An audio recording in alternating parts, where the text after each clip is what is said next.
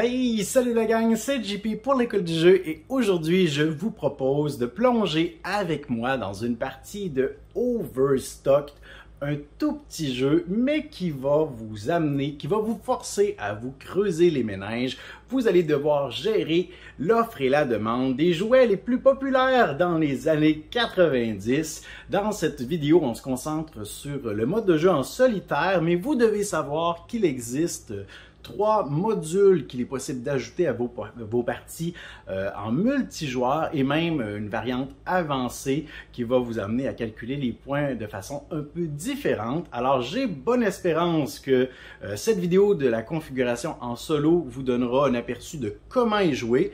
Si ça vous intéresse, eh bien sachez qu'il est possible de complexifier encore plus l'expérience grâce au matériel supplémentaire. Laissez-moi un pouce vers le haut et maintenant, allons voir ce que le jeu en solo propose.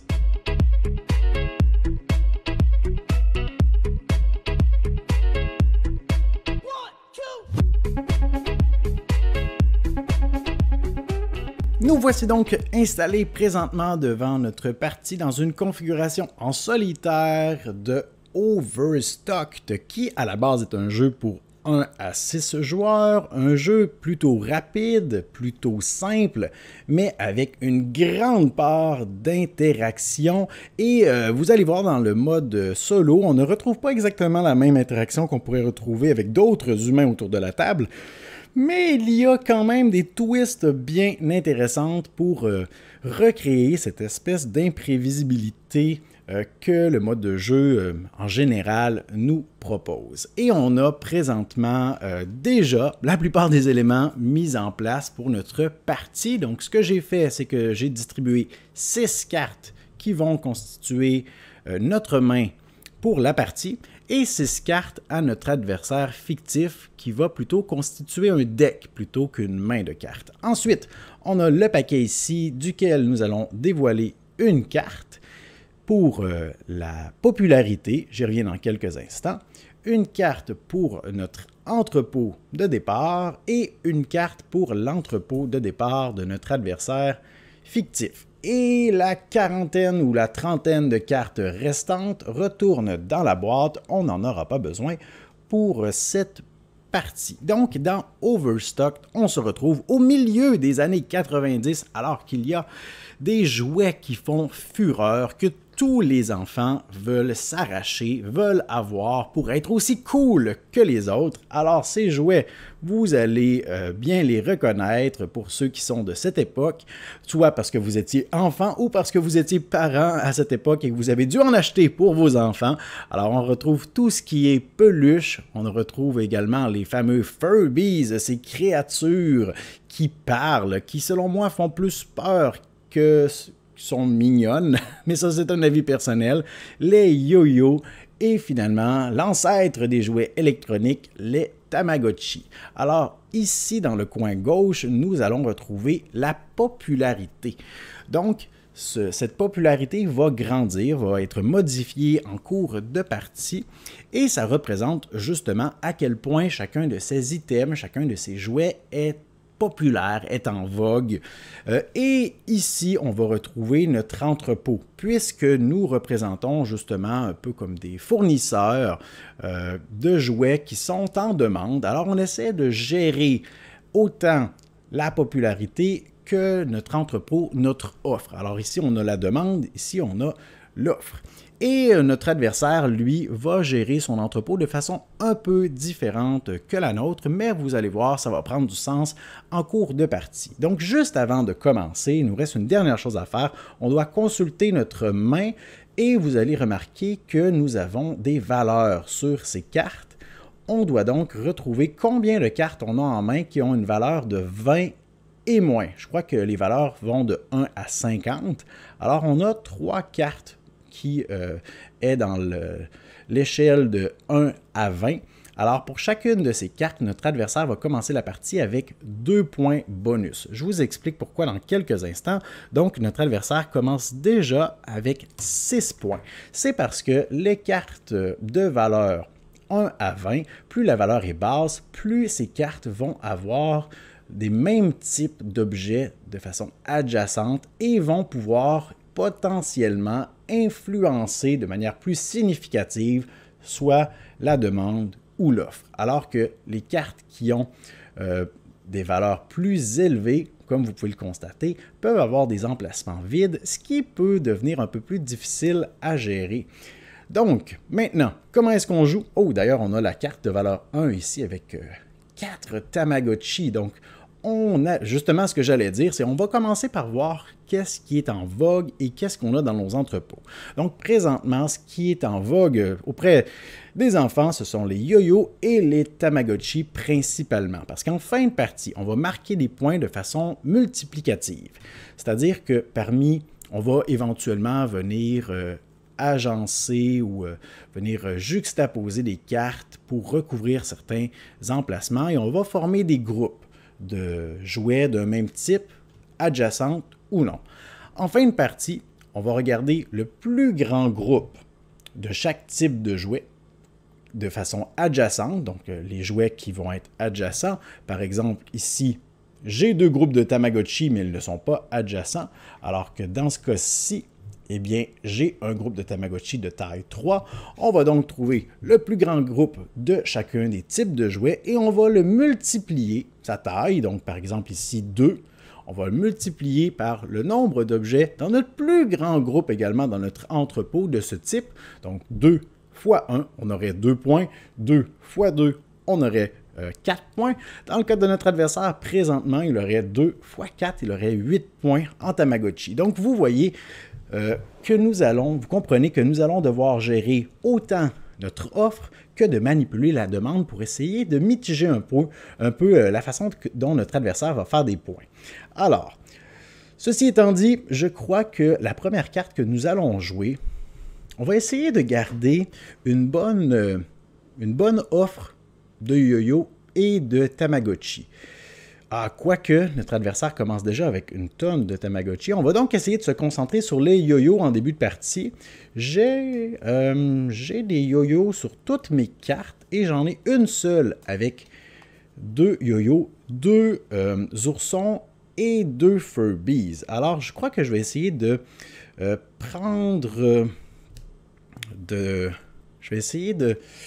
d'utiliser cette carte autant que possible.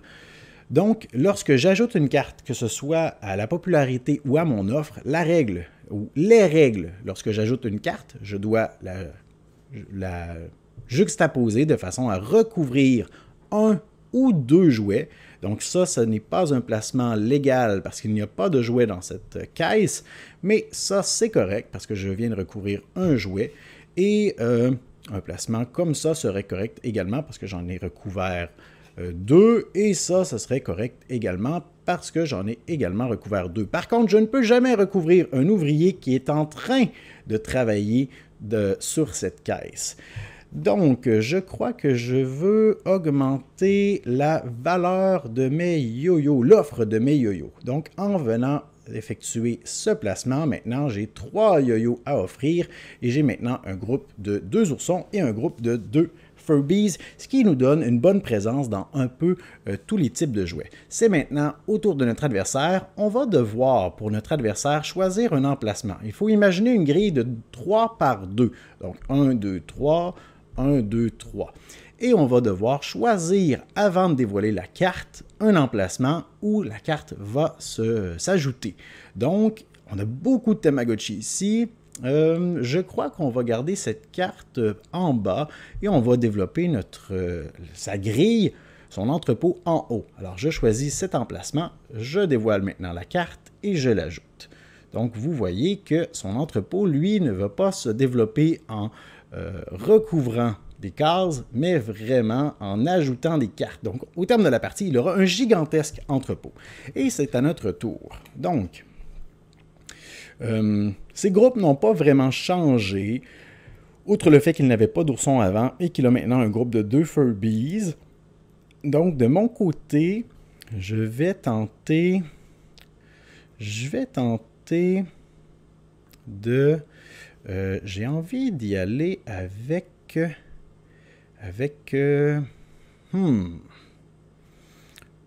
cette carte-ci pourrait... Oh, les trous au milieu de la carte sont vraiment embêtants. Donc, il y a quand même un détail important pour le décompte dont je n'ai pas encore parlé avec la popularité et une autre petite twist en fin de partie qui va s'ajouter, mais je vais vous en reparler en temps et lieu. Pour l'instant, je vais essayer de me casser la tête pour voir quel serait le meilleur placement pour moi. Est-ce que je fais une croix sur un type de jouet? Les Tamagotchi, ça ne me dérangerait pas de faire une croix là-dessus. Alors, je pourrais alors essayer de développer mes yo-yo. Quoique, j'aimerais bien... Ah, tiens, je crois que je vais aller de cette façon. Alors, je vais maintenant modifier la popularité, la demande. Je vais donc recouvrir... Ah non, il y a un ouvrier! Je ne peux pas placer cette carte-ci. Je vais la placer de cette façon à la place. Oh, ça ne modifie pas vraiment les Tamagotchi, malheureusement. Oh, est-ce que j'ai une autre carte qui pourrait se placer là de façon un peu mieux? Celle-là pourrait être bien. Ah, je crois que je vais y aller. Je vais y aller de cette façon pour l'instant. Alors voilà. J'ajoute cette carte. Donc là, je viens de modifier un peu la popularité. Pour l'instant, ce sont les Furbies qui sont en vogue. Tout le monde s'arrache ces petites créatures. Et les yo-yo, la popularité est restée la même. Donc, c'est au tour de notre adversaire et on va choisir comme emplacement... Tiens, on va aller de ce côté. Donc, je vais dévoiler une carte et... Oh, son groupe... Oh là là! Donc, 3 de ces groupes viennent d'exploser. Il a maintenant 5 Tamagotchi en stock, 3 yo-yo et 3 Furbies ici. Donc, présentement, il bénéficie de plusieurs situations avantageuses pour lui. Alors, on va faire une dernière manche comme ça et je vais vous expliquer une des petites twists pour la fin de la partie pour le décompte. Donc, maintenant...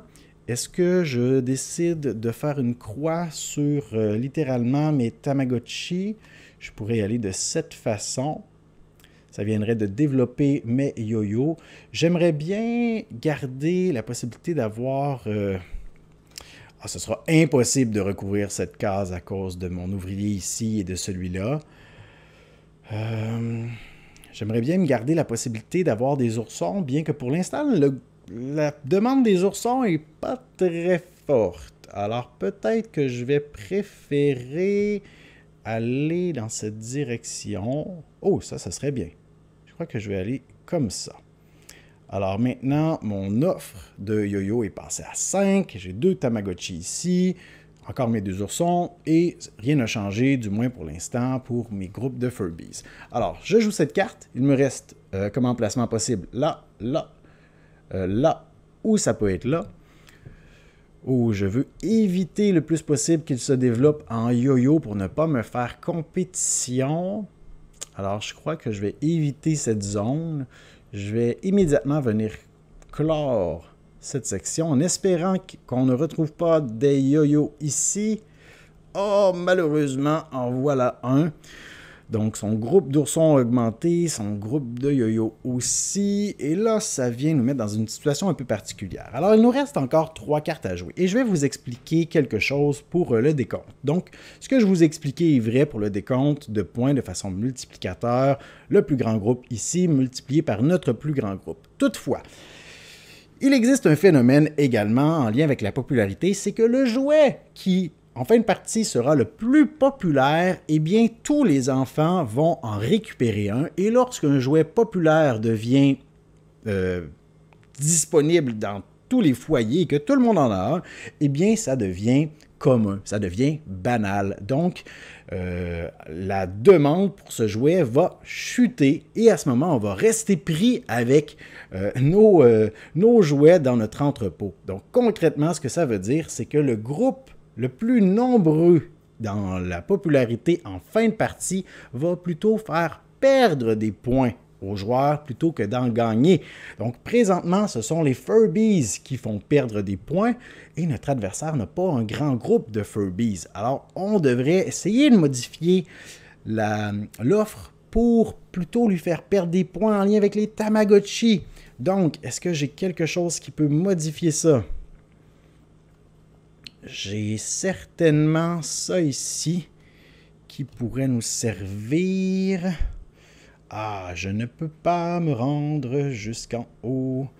Alors, à la place, est-ce que j'essaie de continuer de progresser ce groupe? Ou... alors, voici les cartes que j'ai en main. J'ai seulement des Tamagotchi au centre, ce qui est un peu difficile à placer. Je pourrais toutefois venir placer ça ici, mais là, je viendrais de couper ma production, ma demande pour les yo-yo.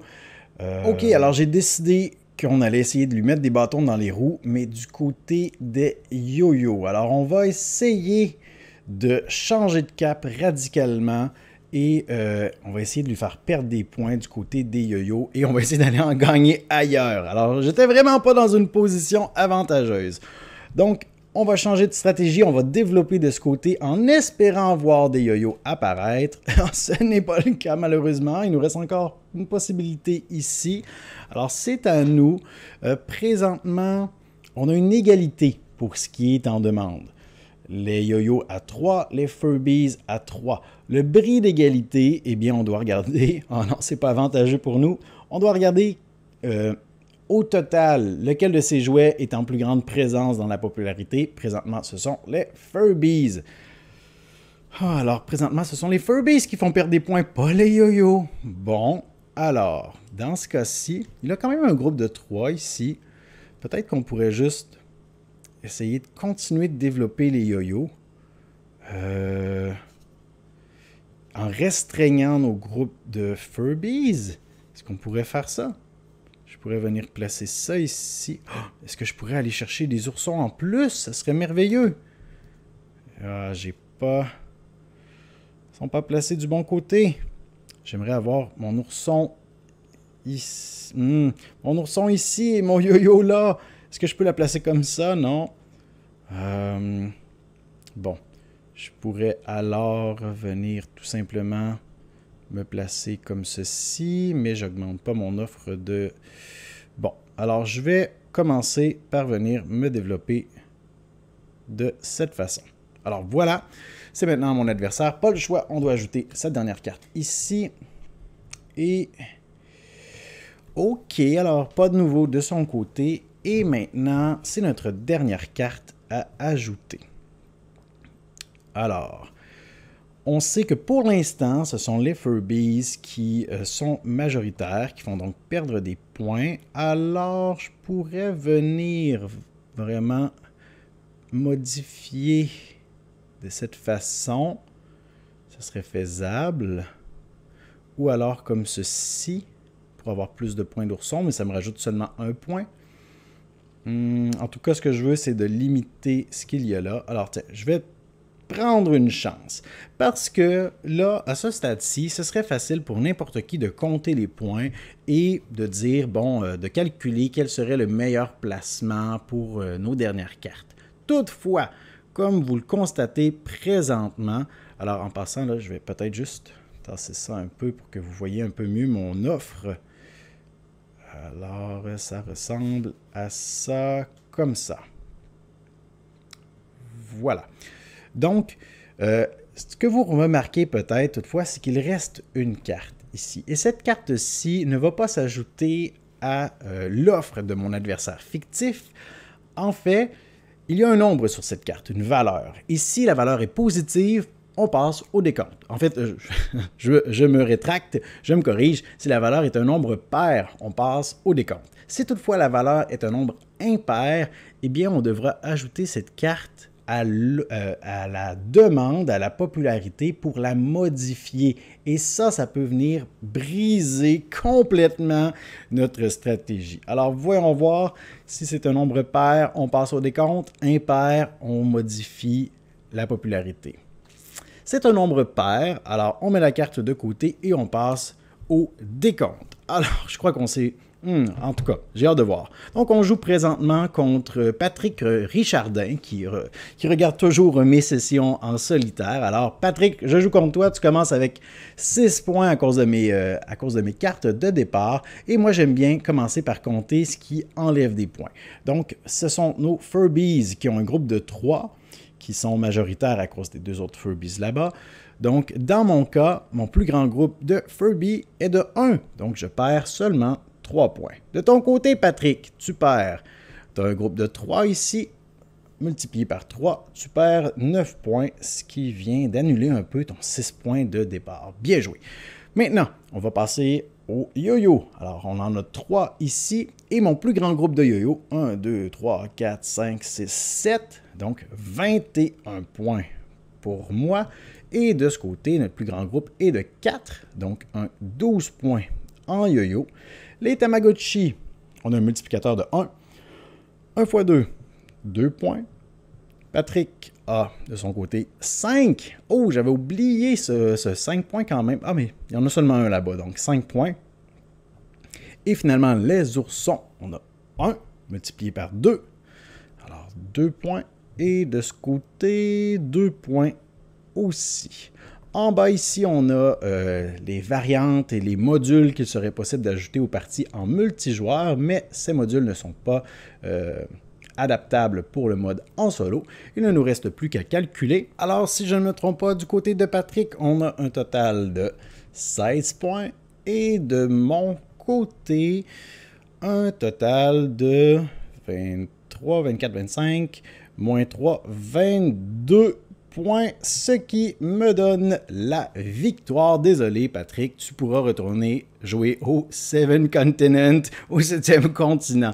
Alors, moi, ce que j'aime faire, puisque les parties en solo habituellement sont rapides lorsqu'on ne prend pas le temps d'expliquer tout ce qu'on fait, les parties se jouent en 5 minutes. Ce que j'aime faire, c'est de faire 3 parties et d'additionner les scores de chaque partie pour déterminer qui a gagné. Alors voilà pour ce qui était de notre partie en solitaire, ou du moins contre Patrick Richardin dans Overstocked. Alors, vous devez savoir que les modules supplémentaires qu'il est possible d'ajouter à vos parties en multijoueur seulement proposent des choses comme des précommandes. Alors, il est possible maintenant, après avoir joué une carte, d'aller récupérer des précommandes qui vont vous permettre de marquer des points en cours de partie, ce qui est normalement impossible. Il y a également des équipements de marchandises, de marchandisation, d'industrialisation, comme des chariots élévateurs qu'il est possible de récupérer dans un deuxième module pour marquer des points, mais aussi pour regrouper des groupes qui sont séparés dans votre entrepôt. Et le troisième module va ajouter des cartes qui vont remplacer, des cartes spéciales qui vont remplacer la carte que vous avez choisi de mettre en jeu, qui peuvent vous permettre d'annuler des points en fin de partie, donc des types de jouets qui ne marqueront aucun point en fin de partie, et des jouets qui sont des passe-partout, donc qui peuvent compter pour 2 catégories de jouets différentes lors du décompte. Alors, il y a même une variante avancée qui va vous permettre de marquer des points de façon un peu différente lors du pointage. Alors vraiment, beaucoup de plaisir, un jeu qui a pas mal d'interactions dans la partie en solitaire, dans la partie en multijoueur, pardon, et qui va vous amener à vous creuser la tête, peu importe avec combien de joueurs vous y jouez. Si vous avez bien apprécié cette vidéo, laissez-moi un pouce vers le haut, laissez-moi vos questions et commentaires dans la section appropriée et considérez vous abonner à notre chaîne si ce n'est pas déjà fait. Moi, je vous dis merci pour votre écoute. À la prochaine.